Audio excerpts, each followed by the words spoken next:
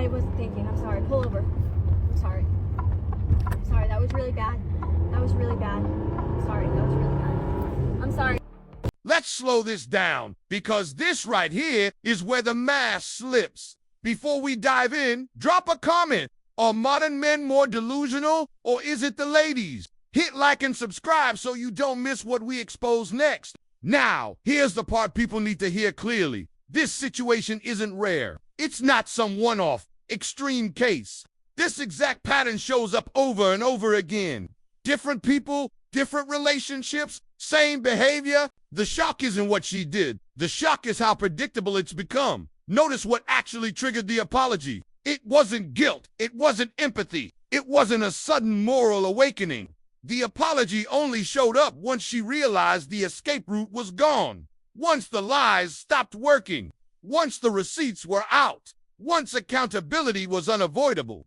That's not remorse. That's damage control. And this is a key distinction a lot of people miss. Real accountability happens when someone owns their actions even when they think they can still get away with it. What we're seeing here is strategic regret, the kind that says, I'm sorry because I got caught, not I'm sorry because I hurt you. This ties directly into a larger cultural issue we keep seeing play out, entitlement without consequence. Somewhere along the way, honesty got replaced with negotiation, loyalty got replaced with convenience, and responsibility got postponed until exposure forced it into the open. What makes this especially dangerous is how normal this behavior has become.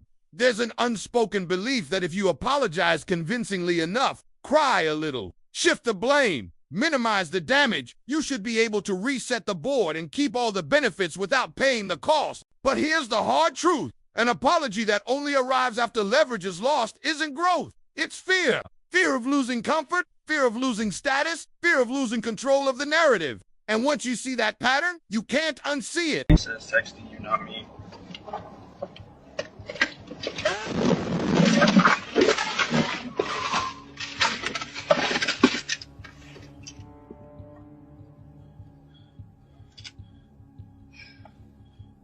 I don't know what you want from me.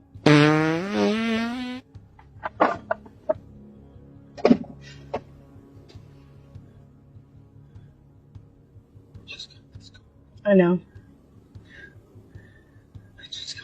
Can you pull over into there? Women are the reason for 60% of divorces, and honestly, I believe it. It's very true. Most divorces are, in fact, initiated by women. Because men will ignore you for years and then act confused when you finally leave. Like, don't play dumb. She didn't wake up and decide she was done. She told you 1,000 times what was wrong, and you brush it off every single time. Now, I understand that this post is supposed to be about how men are the problem in marriages.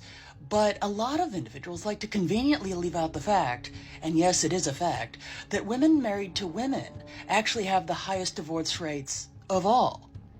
So is it really men that are the problem?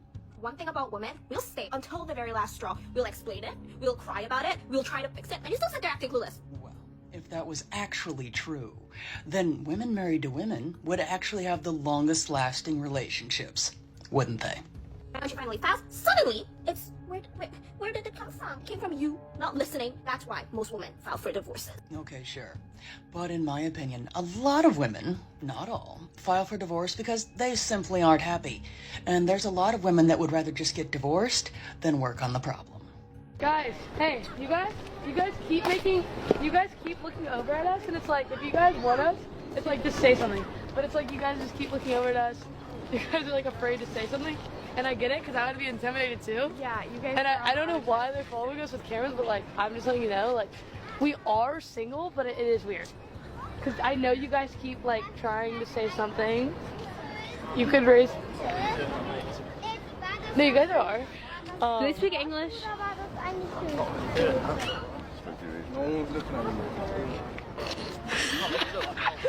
No, because we saw you guys looking at us. It's okay. I would be like embarrassed. Because like. We weren't looking at you. No, you guys were. I literally saw it. Just gonna keep filming, or? Yeah. Are you guys just gonna keep filming? Like. They keep looking at us. I'm like, stop. If you're gonna keep making eye tag, you might as well just holler at us. But that's okay. What were you even saying? What are you guys so mean? Why are you guys so mean? It's just not that serious. I'm just really lost. We're just trying to be nice. I'm just trying to help you guys out. Nothing blows my mind more than the way that so many women, when they get divorced, suddenly need like $2,000 a month per child. They literally go from making like $2,000 a month total for a family of 4 or 5 and making that work and stretching the income. But suddenly when they're a single mother, they need like $2,000, and they don't think that it's because they want their ex-husband to pay their entire way. Let's just call it what it is. It's because women think that they are entitled to their ex-husband paying their way for the rest of their lives. They expect these men to give them enough money to support his household and her household, and when he can't do that, then he's a loser. And when he can't do that and he can only afford a 1-bedroom apartment, then that's not suitable enough for the children and he gets less time. But what does he do with that extra time? He ends up getting an extra job because he's got to pay for 2 households. But wait, y'all never want to talk about how y'all made it work with like $2,000, some households way less that live in poverty. Or let's say you're on the higher end where you're making $3,000 or $4,000 a month. You guys made that fine, but now you suddenly need $1,000 per child, and you don't think that the men have figured out that you're spending it on yourself, or you're not spending correctly because you're overspending and you want him to compensate for your bills. He ends up paying for his house, your house, everything in between, the extracurricular activities. You get money from your parents, the government, and anybody else who can help you, and he gets... And this is where people get uncomfortable, because the behavior doesn't exist in a vacuum. People do what the system quietly rewards them for doing. That's not ideology. That's human nature. When laws and incentives are structured so that one party benefits from breaking the agreement while the other absorbs most of the risk, the outcome is predictable. You don't need a psychology degree to understand that. You just need to understand incentives. If the system pays you more for failure than cooperation, failure becomes the strategy. That's the part nobody wants to say out loud.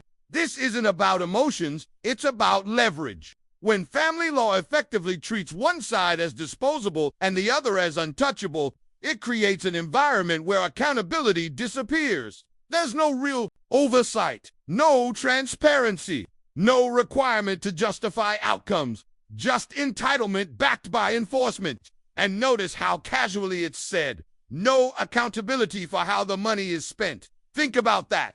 In any other contract, misuse of funds would raise serious questions. In any other agreement, there would be audits, conditions, consequences. But here, silence, blind trust, and punishment if you ask too many questions. If you're the father, your role is reduced to a function, not a voice. You're not a parent with concerns. You're a revenue stream. Your intentions don't matter. Your objections don't matter. Your side of the story doesn't matter. You exist to fund outcomes you don't control. That's why resentment builds. That's why men disengage. That's why fewer men want marriage, cohabitation, or even long-term commitment. Not because they hate responsibility, but because responsibility without authority is a losing deal. And here's the uncomfortable truth. When a system consistently ignores one side's humanity, don't be surprised when trust collapses. Don't be surprised when people stop playing fair. And definitely don't be surprised when fewer people are willing to sign a contract that treats them like a walking paycheck instead of a parent. You know what? We're going to split this. No. I'm all about equality. I got it. I can handle my own stuff. What is this? Is this a zip code or? That's the total. She's a good eater. You know what's wrong with society these days? What? We've lost all traditional values. Yeah. Here you are, trying to be chivalrous, and I'm robbing you from that. So here you are. You can pay for it. Well, thank you. You're welcome. That was a lot. For a second, I really thought you were about to be independent. Yeah.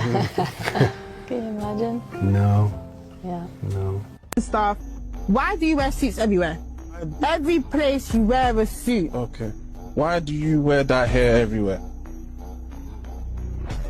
Different hairstyles. Yeah, but it's still not your hair. Did I say something back? Is this guy, is he serious right now? I should be getting grapes fed to me. I should be getting forehead kisses when I'm busy working.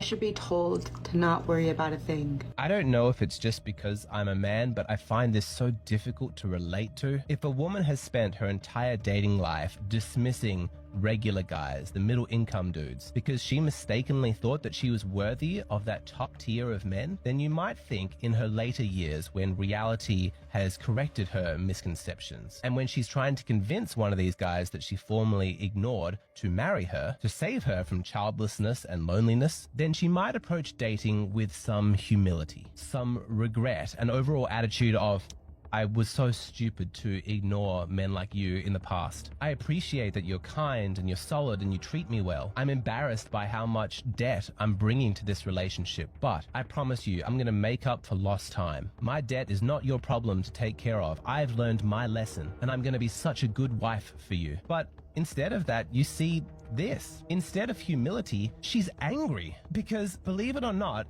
in her mind, she thinks she is the one who's settling. Is your husband the man that you settle for, or is he the man of your dreams? Settle. I already know. She doesn't begin her new relationship with gratitude or even neutrality. She's pissed off because she's got this huge emotional debt, and she wants you to be the one to pay it off. You protest and you say, I wasn't the one who mistreated you. I didn't give you these trust and abandonment issues. I'm the one who committed to you, who's taking care of you. Be angry at them, not at me. That sounds reasonable to you, right? But it's falling on deaf ears, because what you've got to understand about the psychology of low-quality women is that they don't have the intellectual sophistication to actually view men as individuals. They look at their partner and this is what they see. Men exist as an undifferentiated mass. Their identity is collective. So who are you? Well, you are just the latest representative of this idea in her mind of men. And because men screwed her over in the past, now you are responsible. Her debt is your debt. She took out huge loans against her purity, against her optimism and sweetness, so that she could live the fantasy that she was this highly desirable woman. But since those other guys let her down, now it is your responsibility to make her feel like that's true. It is your job to give her that feeling that she could never make permanent in her party years. But it should be obvious that when a woman comes into a relationship with that mindset, it's very quickly going to become abusive, because she's going to be demanding the best treatment from you, that you make her feel like a queen. And she genuinely and righteously feels so entitled to that treatment that it completely blinds her to what your wants and needs in a relationship might be. They are just completely dismissed. You exist to pay off her emotional debt. That's your role, and there is no further thought about what you might want. And then I go and spoil it all by saying something stupid like, Look, it sparkles in the sunlight. Like Edward Cullen. And this is where the double standard becomes impossible to ignore. Look at how casually the disrespect is delivered right out in the open, with a smile. It's framed as humor, as if calling it a joke magically erases intent. But here's the reality. Jokes don't consistently target the same person unless there's truth behind them. Repeated disrespect isn't comedy, it's rehearsal. This is what comfort looks like when boundaries no longer exist. When someone feels secure enough to belittle their partner publicly, it's not because they're playful, it's because they believe there will be no consequences, no pushback, no loss. That level of comfort doesn't come from love, it comes from leverage. And let's be honest about the hypothetical everyone avoids answering. If the opportunity actually presented itself, if the man she casually mentioned showed interest, privacy, and plausible deniability, what do you really think would happen? The same people calling it just a joke would suddenly say, it just happened, or I didn't mean for it to go that far. That's not an accident. That's intent waiting for access. This ties into a larger issue we see constantly. Loyalty being treated as optional when temptation shows up. Respect is expected from the man at all times, but restraint becomes negotiable on the other side as long as it hasn't crossed an invisible line yet. And even then, the line keeps moving. Disrespect is often the warning sign before betrayal, not after it. It's how someone tests how much they can get away with. If they can mock you, minimize you, and dismiss your discomfort without consequence, then cheating doesn't feel like a leap. It feels like the next logical step. So no, it's not just a joke. It's a signal. And the people who ignore signals are always the ones who say they never saw it coming. For a man is 9 minutes faster than the world record for a woman. You're telling me that in 55 years of women running a marathon, we've caught up within 9 minutes of a man? People just really say f***ing anything on podcasts these days. You realize 9 minutes is like 2 miles? She says 9 minutes like the guy's 50 yards ahead of her. Anyone who's ever run a day in their life knows shaving 30 seconds off of your time is f***ing impossible. Regulate podcast equipment 2026. I'm gonna run on it. My name is Madeline. Hi, Madeline. And I'm a survivor of long-term abuse by a man named Alexander, or Alex Wisniewski. Well, that's terrible if that's true. I have already tried the legal route. I have already contacted his employer. Okay. He must have done something pretty terrible for you to do that. And I have publicly outed him here on social media a few times. Okay. But out of fear, I have taken those videos down. Okay. But I'm not scared anymore. And so Okay. tonight, in solidarity with every survivor across the world, and on the eve of the vote to release those files, Oh, the Epstein files. Okay, yeah. I will be reading aloud the most damning parts of my documentation. Let's hear the most damaging or parts of the documentation. This segment is about sexual coercion, so viewer discretion is advised. I was struggling with my libido and wasn't as interested in sex as Alex was, but initially he was understanding. Over time, however, he began guilt-tripping me when I wasn't interested, making me feel pressured into sexual activities to appease him. Okay, what does that mean? Like, what are the specifics? The coercion started to become more severe after about 6 months of living together. What does coercion mean? Like, he was threatening you to harm you if you wouldn't do it? Or he was like, oh, if we don't have sex anymore, like, we should break up? It's okay to break up with somebody if you are incompatible in any way. Sexually, physically, emotionally, doing the same things together. What does the coercion look like? This is a very big accusation to make. Alex would not take no for an answer. Okay. Sometimes up to around 4 or 5 times, repeatedly pushing me with phrases like, "We can do what you want to do. You don't have to do anything you don't want to." Oh, that doesn't really sound like coercion. "At least let me give you sex. Come Okay. on, we never have sex anymore." If I still declined, he would shut down all intimacy and withdraw emotionally for the night. Okay. Go to bed without me and make me feel very guilty about the situation. Oh. Well, here my question is, like, why not break up? Why not break up then if you guys aren't compatible anymore? I would say that for both parties. Like, why stay together at that point? You're not actually compatible. Honestly, most of the times I would give in. Okay. I felt an immense amount of guilt and pressure. I don't know, man. Sometimes my wife and I will have sex when the other one doesn't want to, but we still consent to it. Does that make sense? I think it does. I'm not really hearing coercion, though. You need to be very explicit. This is a very heavy accusation. I eventually confronted him during one of these instances around summer of 2023. Okay. I directly told him that this is coercion, and I was met with defensive-ness and I don't know. So far, what she explained to me wasn't really coercion. Him being like, I really want to have sex. Listen, we could do what you want. I can make you comfortable. We'll, blah, blah, blah. Let me go down on you to try to get you in the mood. Like, this doesn't sound like coercion. This sounds like he's trying to have sex with his partner with a contract that, so then usually these relationship contracts, you cannot sleep with other people. So if you want to get sexual gratification, you kind of have to sleep with your partner. So denial. He even threatened the relationship and said something along the lines of, "If you feel that way, then we shouldn't be together." that's not a threat. Okay, so not trying to be an asshole. This is where, like, you lose everything forever. Sorry, like, but like if he's like, if we're not sexually compatible, I want to break up. It sounds like you were two people in a relationship that didn't work out, and you now decide that it's coercion and sexual assault. This really upset him, and he managed to make me feel an immense amount of guilt for even accusing him of it. Yeah, it sounds like you accused him of coercion unjustifiably. Why don't you just break up? This next segment will be covering physical aggression disguised as play. There were Okay, gotcha. instances of forced physical restraint and assault. Assault? What the f*** do you do? You like assault you? And now we're talking. That's it's terrible if that's true. He would pin me down with his entire body using both his arms and legs, making it impossible for me to move. He would then dig his hands and very forcefully into my armpits and ribcage to tickle me. Okay. Is it rude to say I don't care? You started off with saying he was coercing you by trying to have sex with you when you literally explained to us that, like, you're having a drastic shift in your libido, which is definitely a relationship struggle. So you got that wrong. You don't seem to know what coercion is. You seem to be associating, and then, like, you weren't under duress. Like, you could have left the relationship. He wasn't threatening to force you to stay in the relationship. So you guys were two people that weren't compatible. And now you're like, and now my charity has been diminished significantly. And so now you're like, hey, we get on top of me and he would tickle me. You know, and maybe that was distressing. I don't know. I do that to my wife. We have tickle fights. I don't trust your ability to interpret situations. So now I'm not going to trust this. which would cause pain.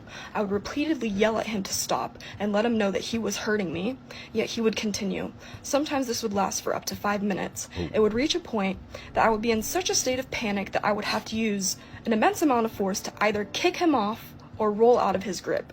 And even if I did escape, he would pin me down again and repeat the whole process. These were always played off as jokes. Well, I imagine that was considered. I don't know. Maybe he did something wrong here. I don't know. But I already questioned your ability to interpret information. So I was always accused of overreacting when I stated the pain and the discomfort from these incidents. okay. I mean, you literally said he coerced you when it came to because he would try to have sex with you. Okay. That is only part of my story. That wasn't even what hurt me the most. Oh. But You just said that was the most damning evidence. let it be known that every single abuser on this planet needs to be shaking in their boots. Okay. Because we're not staying silent anymore. From what I just heard, maybe you don't know how to communicate yourself particularly well, but you are not somebody who was abused by this guy, and I think it's a shame that you're trying to be a victim. I think that we live in a culture that tries to make everybody feel like, or that it makes everybody want to operate in a way to victimize themselves for some kind of attention online. I don't think that you were abused. Based on what you said, it sounds like you were in a relationship. And this is where the victim narrative gets manufactured in real time. Pay close attention to the sequence of events. He didn't attack her. He didn't retaliate. He didn't escalate. He left. He exercised the one boundary he still had, the ability to walk away. And the moment she realized she no longer had control over him, the story had to change. Instead of accepting rejection, she reframed it as This is what cognitive gymnastics look like. When someone can't tolerate the idea that their actions had consequences, they rewrite reality so they're no longer responsible. Accountability gets replaced with emotional justification. I didn't lose him. He abandoned me. I wasn't rejected. I was wronged. And once that mental shift happens, anything becomes permissible. Trying to destroy someone's reputation, contacting employers, making career-ending accusations. These aren't emotional outbursts. They're calculated pressure tactics. The goal isn't truth. The goal is punishment. If she can't control the relationship, she'll try to control the fallout. What's truly disturbing is how casually life-altering allegations get thrown around. No evidence, no concern for due process, no awareness of the permanent damage that kind of claim can cause. Just raw entitlement mixed with resentment, and this behavior doesn't come from strength. It comes from refusal to self-reflect, from the belief that discomfort must always be someone else's fault, that unhappiness justifies escalation, that losing doesn't mean learning, it means retaliating. This is the dark side of unchecked victimhood culture. When feelings become proof and accusations become weapons, responsibility disappears. And the scariest part isn't that it happens, it's how many people defend it as understandable just because someone didn't get what they wanted. Walking away should never be treated as a crime. But in situations like this, independence becomes the trigger because it exposes who was really depending on control, not commitment. As women act purely based on their emotions, you can no longer be triggered by their irrational behavior. This species says, I need space. But when you give her space, she says, why are you being so distant? You followed her instructions and still failed. But it's not your fault. You see, as men, we tend to apply our masculine, intellectual, correct way of thinking to female behavior, and we get upset, confused, forgetting that the laws of logic do not apply to this species. Every time your girl's in a mood, you let it ruin your day. What did I do wrong? Why is she treating me like this? I need to fix this. But if you just told yourself, be tripping, boom, no stress, no depression. You see, a woman's actions do not always align with her feelings. She told me she was done with me and then called me on no caller ID the same night. Be tripping. If a man chats about you behind your back, you know that man doesn't with you. A woman can chat about you to her friends and still be madly in love with you at the same time. Those two things can coexist. Be tripping. I'm telling you, these women are fried, cuz. Fried. Now, you wouldn't get mad at a crackhead for acting like a crackhead, would you? Would you let a crackhead affect your mental health? No. You just let it be, like a bug on your shoulder. Flick it off and carry on with your day. Do not allow the waves of her unpredictable emotions affect you. Just learn how to surf and tell yourself, just be tripping. That's the mantra from now on. Just be tripping. Be tripping. Just be tripping. Just be tripping. And this is the quiet part where everything comes full circle. If this story resonated with you, it's because none of what you just heard feels unfamiliar. These patterns repeat because they're tolerated, normalized, and often excused. The manipulation, the lack of accountability, the way serious situations get reframed once consequences show up, you've either lived it, witnessed it, or narrowly avoided it. That's why conversations like this matter. Not to stir drama, but to expose patterns people are usually told to ignore. To connect the dots between individual behavior and the broader cultural incentives that reward it. Once you see those patterns clearly, you move differently. You set firmer boundaries. You ask better questions. You stop explaining away red flags as misunderstandings. And if this breakdown made you think, challenge something you assumed, or put words to something you've experienced but couldn't quite articulate, then the next video is exactly where you should be. If you enjoyed this video, I promise you will love the next one. I'll see you there.